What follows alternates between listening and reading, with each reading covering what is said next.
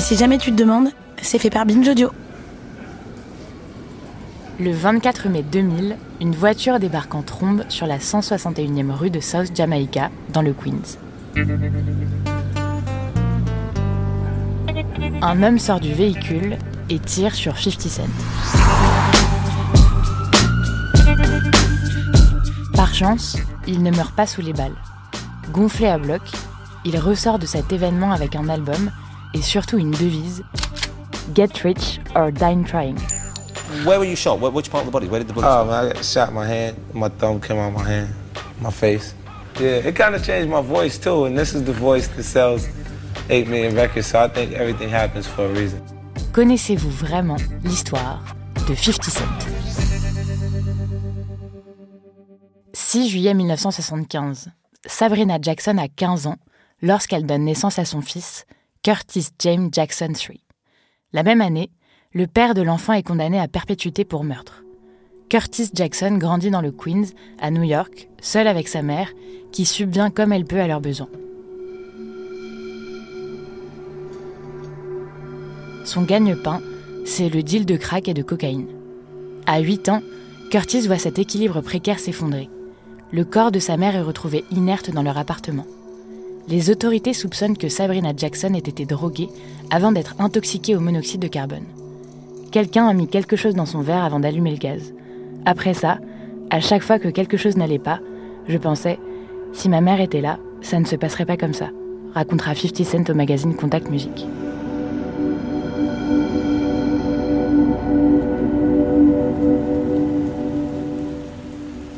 Livré à lui-même, Curtis est recueilli chez sa grand-mère maternelle, où vivent 8 de ses oncles et tantes. À 11 ans, il commence à boxer. À 12, il commence à dealer. Quand il n'est pas à l'école, on peut le trouver sur le ring ou dans la rue. Après s'être fait choper avec une arme au lycée, il ne cache plus ses activités illicites à sa grand-mère adorée. Mais à 19 ans, une transaction ne se passe pas comme prévu. Curtis vend 4 doses de crack à un mec qui s'avère être un flic en civil. 1 mois plus tard, la police fouille son appart et met la main sur 280 grammes de crack et un flingue. Le jeune du Queens encourt entre 3 à 9 ans d'emprisonnement, mais s'en tire finalement avec quelques mois dans un camp de redressement, où il termine ses années lycée. Entre la drogue, les armes et les arrestations, Curtis s'identifie à un certain Kelvin Martin. Surnommé 50 Cent, ce criminel qui opérait dans les années 80, braquait et extorquait les bourgeois, même pour 50 centimes. Il représente tout ce qui m'importe. Je suis le même genre de gars que 50 Cent. Tous les moyens sont bons pour subvenir à mes besoins. Influencé par la culture hip-hop, Curtis Jackson se met au rap. Dans la sphère domestique, on le surnomme Boubou, mais dans le rap, c'est 50 Cent, comme Kelvin Martin. En 96, il fait la rencontre de Jam Master Jay, rappeur du trio Run DMC, des pionniers du rap hardcore venus du Queens. C'est lui qui apprend aux rappeurs les bases de la musique. En 97, on entend 50 Cent pour la première fois sur son titre The Glow, The Hit. Mais c'est surtout son titre How to Rob qui le propulse sur le devant de la scène et lui donne un bon coup de pub. Et pour cause, 50 y fantasme un braquage des poids lourds du rap US comme P. Diddy, Jay-Z, Busta Rhymes ou encore Lil Kim. Évidemment, ça crée beaucoup de remous dans le milieu. Mais malgré ça, 50 compte bien surfer sur ce succès naissant et s'apprête à sortir son premier album, Power of the Dollar, mais tout ne se passe pas comme prévu. Le 24 mai 2000, à 11h22, 50 Cent est devant la maison de sa grand-mère. Avec un ami, ils sont posés à l'arrière d'une voiture lorsque des coups de feu retentissent. Le rappeur sent les balles d'un 9 mm s'enfoncer dans sa chair. Il est touché aux mains, aux jambes, à l'épaule et à la joue. Son ami, également touché, les conduit jusqu'à l'hôpital où 50 Cent restera 13 jours. You've been shot. How many times have you been shot? 9 times. 9 times. Yeah, it was only one situation though. It was one. Well, yeah, okay. Plus tard, il racontera cette scène avec la provocation qu'on lui connaît. C'était marrant de se faire tirer dessus, même si sur le coup ça ne l'était pas.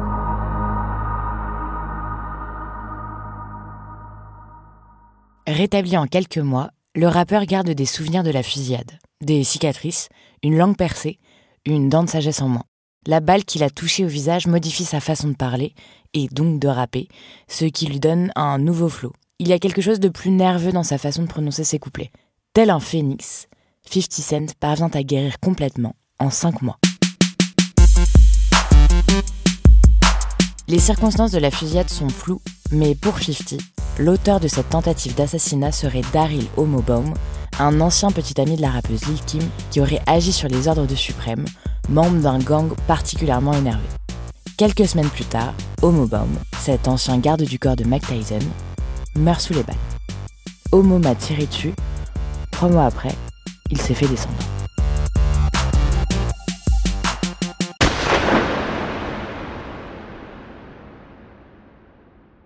Côté musique, les choses se compliquent. Frileuse depuis la tentative d'assassinat de 50, Columbia Records met un terme à leur collaboration. Les gars de Murder Inc., eux, ne veulent plus de Curtis dans le monde du hip-hop et militent pour le bannir de l'industrie. Mais 50 Cent n'a pas dit son dernier mot. En avril 2002, il est de retour avec sa mixtape « Guess Who's Back », sortie sur le label indépendant Full Clip Records.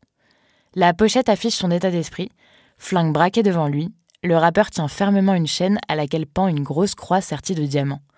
Dans le titre « Fuck You », il fait un doigt au commanditaire de son assassinat. La même année, « Guess Who's Back » tombe dans les mains de Eminem. Slim Shady, qui s'intéressait déjà à 50, l'invite à Los Angeles où il organise une rencontre avec Dr. Dre. Le producteur légendaire se laisse convaincre par ce jeune rappeur au passé tumultueux et lui fait signer un contrat d'$1 million. I sold myself to him. And then got Dre involved. We had a meeting the next day. Now I'm making money.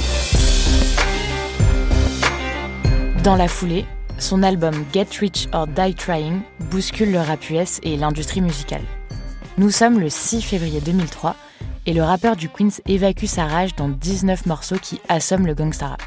Ce premier album officiel s'impose d'emblée comme un classique. 870 000 exemplaires s'écoulent en 4 jours, puis plus de 15 millions en 20 ans. C'est le plus gros démarrage jamais enregistré pour un premier album. Le titre In Da Club surtout tourne en boucle à la radio et dans les clubs. Festif, le titre tranche avec l'univers sombre et street de l'artiste. Tu peux écouter ce morceau tous les jours, car chaque jour, c'est l'anniversaire de quelqu'un. Au MTV Video Music Awards de 2003, 50 Cent remporte le titre de meilleur nouvel artiste et celui de meilleur vidéo rap pour In Da Club. 50 devient un pilier du rap US, comme Eminem, Dr. Dre, Jay-Z, Notorious Big ou son ennemi de toujours, Ja Rule. Alors il décide d'entamer une carrière seule en montant son propre label, J-Unit Records, et aussi une chaîne de radio qui accueille des membres de la J-Unit pour des interviews ou des freestyles. En 2005, c'est son album The Massacre sur lequel figure Candy Shop qui secoue le rap nord-américain. En 4 jours, 1,14 million de disques sont vendus. Au sommet de sa gloire, l'enfant du Queens ne s'arrête plus. Le rappeur tout en muscles est une marque qui se décline à l'envi. Il fonde sa compagnie de production, J-Unit Film and Television, et crée sa marque de sap, J-Unit Clothing, dont les ventes au détail génèrent $100 millions en 5 ans. Il produit 50 Cent Bulletproof, un jeu vidéo dans lequel le joueur, dans la peau du rappeur, doit retrouver celui qui a tenté de le tuer. Just stay on the corner. I stay on the corner as long as there's money coming. And that's what I'm gonna do in the entertainment business. I'm gonna be on the TV as long as they're paying me. En 2005 toujours, 50 Cent joue son propre rôle dans son film autobiographique intitulé, je vous le donne en mille, Get Rich or Die Trying. Le public est plutôt au rendez-vous, mais le film se fait descendre par la critique. Tu communiques tellement de choses avec ta musique. T'as plus rien à dire? J'ai trop kiffé ta démo, mec. Tu déchires. Je veux seulement faire mon taf. Je te laisse tomber. Je peux pas te laisser faire ça. Tu veux que je le finisse? Dis-le. Progressivement, le rappeur se fait de moins en moins présent sur la scène musicale. Quand on lui propose de devenir sponsor de l'eau vitaminée Vitamin Water, l'artiste et businessman décline. Il préfère investir et achète 10% des parts de l'entreprise mère, Glacéo. La boisson bourrée de colorants et d'additifs gagne le cœur des consommateurs et lorsque Coca-Cola rachète la firme en pleine croissance, 50 Cent change l'eau en argent et empoche $60 millions. En 2007, Supreme, qui aurait entre autres fomenté l'assassinat raté de 50, est condamné à la perpétuité. Depuis sa cellule, il contemple l'ascension lucrative du rappeur. Il se la joue, mais ce n'est pas un gangster. À ce train-là, on le verra bientôt dans des pubs pour vendre des macaronis au fromage. Peut-être bien. Rappeur, acteur, producteur, investisseur, le businessman commercialise aussi des sous-vêtements, de la vodka, des casques audio, des sneakers ou encore fait la promotion de combats de boxe. C'est vrai, 50 n'hésite pas à faire des placements de produits parfois bien moisis. Mais cette même année, il revient à la musique. Il sort son 3e album, Curtis. L'album contient des prods de Dr. Dre, Eminem ou encore Timbaland. Et les collaborations sont prestigieuses. Parmi elles, Akon, Justin Timberlake ou Nicole Scherzinger. L'album est un carton critique et commercial. Il continue à sortir des disques, mais on le sent bien, les ventes s'essoufflent. Depuis son retour, ses fans lui reprochent d'écrire des textes beaucoup plus faciles qu'avant. 50 Cent se défend contre ses propos dans une interview qu'il livre en 2012, dans laquelle il dit qu'aujourd'hui, tous ces morceaux old school ne rapporteraient plus grand-chose. Il faut arrêter de vivre dans le passé. Si j'avais continué à faire le même genre de musique qu'en 2003 ou 2004, je serais foutu. Il y a un moment où il faut bouffer. 2015, 50 Cent est sur le banc des accusés. Il est poursuivi pour avoir diffusé une sextape de Lastonia Livingston, l'ex-compagne de Rick Ross, pour humilier son rival.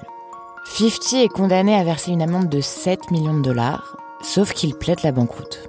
Avec l'appui de ses conseillers juridiques, il fait une demande de mise en faillite personnelle.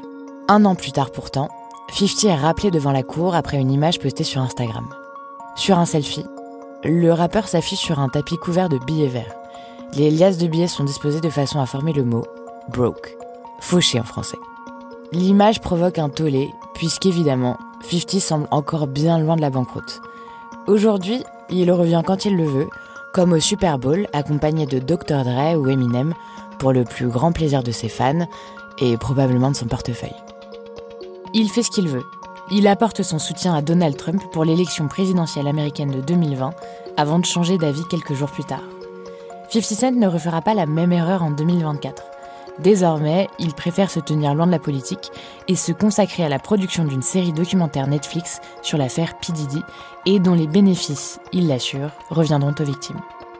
Mais ce que l'histoire ne dit pas, c'est si 50 Cent s'est transformé en véritable philanthrope ou s'il a simplement décidé de régler ses comptes avec son ennemi de longue date. C'est une histoire avec un impact humain important. Il s'agit d'un récit complexe qui s'étend sur des décennies et pas seulement sur les gros titres ou les clips vus jusqu'à présent. Vous ne m'aviez pas cru, j'imagine que vous me croyez à présent.